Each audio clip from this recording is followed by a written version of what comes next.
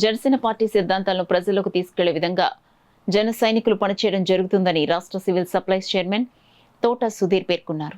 కాకినాడ రామారావుపేట శివాలయం ఆర్చ్ వద్ద 40వ డివిజన్ వీర మహిళ స్వయం శక్తి ఉపాధి శిక్షణ కేంద్రం అధ్యక్షురాలు అడబాల సౌజన్య, 40వ division Janasena party incharge Adabala Rajendra Prasad ఆధ్వర్యంలో ఏర్పాటు చేసిన చలివేంద్రాన్ని సివిల్ సప్లై చైర్మన్ తోట సుధీర్ ప్రారంభించారు.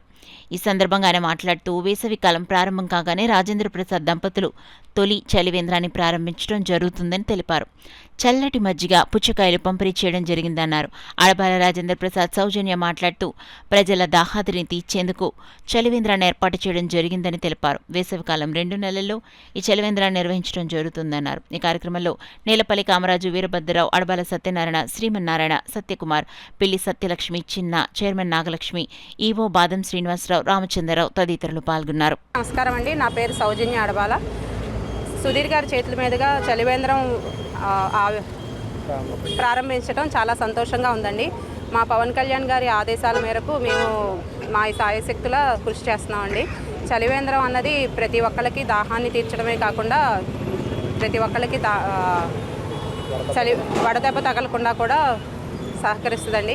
ఈరోజు చలివేంద్రం ఓపెనింగ్ సందర్భంగా సుధీర్ గారి చేతుల మీదుగా మజ్జిగను పుచ్చకాయ ఇవ్వడం జరిగిందండి. ప్రతి ఒక్కళ్ళు ఈ వచ్చి మా దాహాన్ని తీర్చుకున్నందుకు ఇచ్చినందుకు అందరి కృతజ్ఞతలండి. ఈ చలివేంద్రాన్ని ఓపెన్ చేసి ప్రజలకు అందరికీ కూడా సేవ చేయాలనే ఒక దృక్పథంతో ప్రతి దాంట్లో కూడా ముందంజలో ఉంటారు వాళ్ళు. కాబట్టి ఈ చలివేంద్రంలో వారి రోజున మంచినీళ్ళే కాకుండా మజ్జిగ మరియు పుచ్చకాయ ముక్కలు అటువంటి చలవ చేసే పదార్థాలని వాళ్ళు ఇక్కడ అందరికీ కూడా సౌకర్యార్థం, ప్రజల సౌకర్యార్థం కోసం అందజేశారు.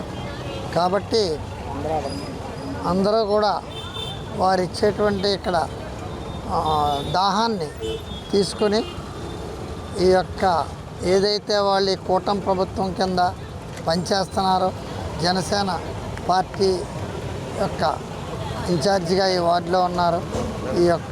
వారు ఈ యొక్క కార్యక్రమాలను ఇటువంటి ఇంకా ముందు ఎన్నో మంచి కార్యక్రమాలు చేసి జనసేన పార్టీ పవన్ కళ్యాణ్ గారి యొక్క ఆశయాలను ముందుకు తీసుకెళ్తూ కూటమి ధర్మాన్ని పాటిస్తూ ఇంకా ఇటువంటి సేవా కార్యక్రమంలో పాల్గొవాలని చెప్పి నేను కోరుకుంటున్నాను.